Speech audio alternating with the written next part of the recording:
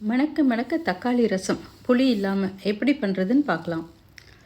இதுக்கு நம்ம ஃபஸ்ட்டு ஒரு 3 தக்காளியை வெந்நீரில் வேக வச்சுக்கலாம். ஒரு 7லேருந்து 8 நிமிஷம் வெந்ததுன்னா அந்த தக்காளியிலேருந்து மேல் தோல் உரிகிற மாதிரி வெடித்து வரும். அந்த ஸ்டேஜில் தக்காளியை தனியாக எடுத்துக்கலாம். நான் ஆக்சுவலாக மிக்ஸில் பல்ப் பண்ணலான்னு பார்த்தேன். பட் தக்காளி நல்லாவே வெந்திருந்தது, கரண்டிலே மசிச்சிட்டேன்.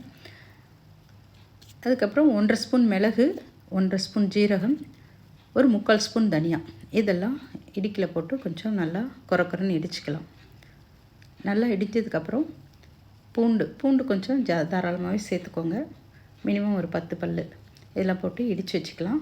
கடாயில் 1 ஸ்பூன் எண்ணெயில் ஒரு 1/2 ஸ்பூன் கடுகு, ஒரு 2 மிளகாய், காஞ்ச மிளகாவை கிள்ளி போட்டுக்கோங்க.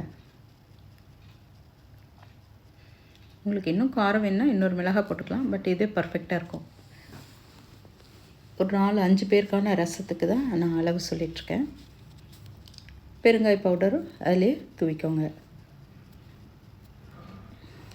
இப்போ தக்காளி வேக வச்ச தண்ணி இருக்குது இல்லைங்களா, அதை கொட்டிட்டு இந்த தக்காளியை மசித்து தக்காளியும் போட்டுக்கோங்க. மிக்ஸியில் ஒரு பல்ஸில் கூட போட்டுக்கலாம். போட்டு அதில் சேர்த்துக்கோங்க. சேர்த்துட்டு மஞ்சள் பொடி, உப்பு, கருவேப்பிலை, கொத்தமல்லி எல்லாம் அதில் சேர்த்துக்கோங்க. சேர்த்துட்டு நம்ம பொடிச்சு வச்சுருக்கோம் இல்லைங்களா ரசப்பொடி, மிளகு, ஜீரகம், தனியா, பூண்டு, இதெல்லாம் கூட அதோடு சேர்த்துக்கலாம். கரெக்டாக ஒரு 10 நிமிஷத்தில் உங்களுக்கு இந்த ரசம் முடிஞ்சிடும். புளியே இல்லாத ரசம்.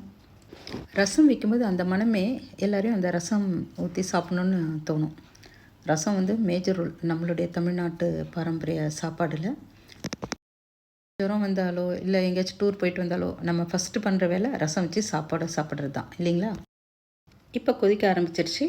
நம்ம ஸ்டவ்வை ஆஃப் பண்ணிவிட்டு ரசத்தை இமீடியட்டாக இன்னொரு பாத்திரத்தில் சேர்த்துடணும். இதுலேயே இருந்தால் அது ரொம்ப சூடு ஜாஸ்தி ஆகிடும் இல்லைங்களா. அந்த பக்குவமாக கொதிச்சு வரும்போது இமீடியட்டாக நம்ம இன்னொரு பாத்திரத்தில் மாற்றிடணும்.